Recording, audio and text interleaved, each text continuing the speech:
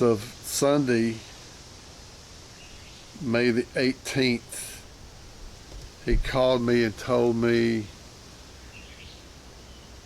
that he was going to have to charge me about $350 to come down there because two other people had come down there and made documentaries and about Bigfoot.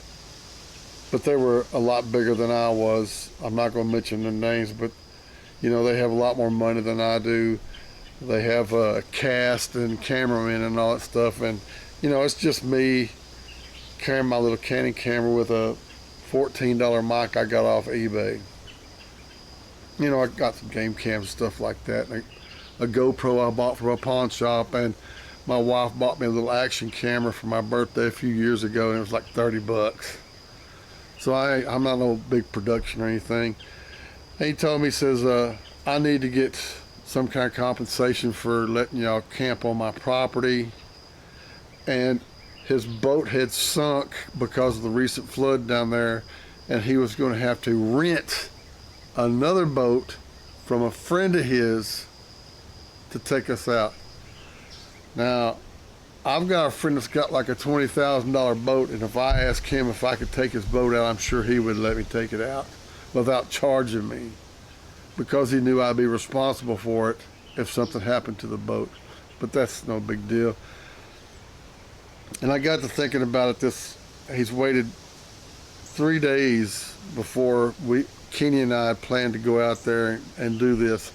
And not once, I mean, we've talked several times. Well, he's texted me about 3 times we've talked by text message, and not once did he say anything about charging me until it's almost time to come down there.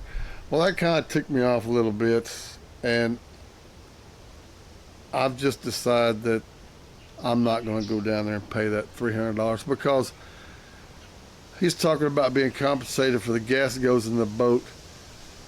You know, gas, just say gas is $3 a gallon. He's probably got a 5-gallon tank on that boat, $15.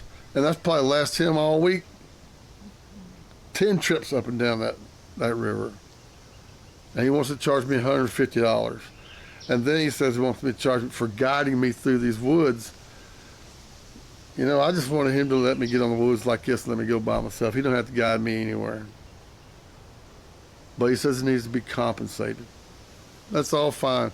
If the first time I talked to him, if he would have said, look, man, I'm a guide down here, I'm going to have to charge you $100 a day or whatever, I would have been perfectly fine with that because I wanted to go down there so bad.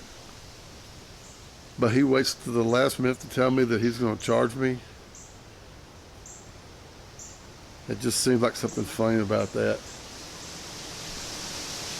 And plus, we just got back from David Crockett National Forest, and my foot swelled up on me. Felt like I was wearing a watermelon for a shoe, which I couldn't even put my shoe on. So I went to the doctor, and he told me I had strained some tendons in my foot. So that's why I'm sitting down. You see, I'm in a chair, I'm sitting down because I can't really stand up. So I couldn't have went down there anyway.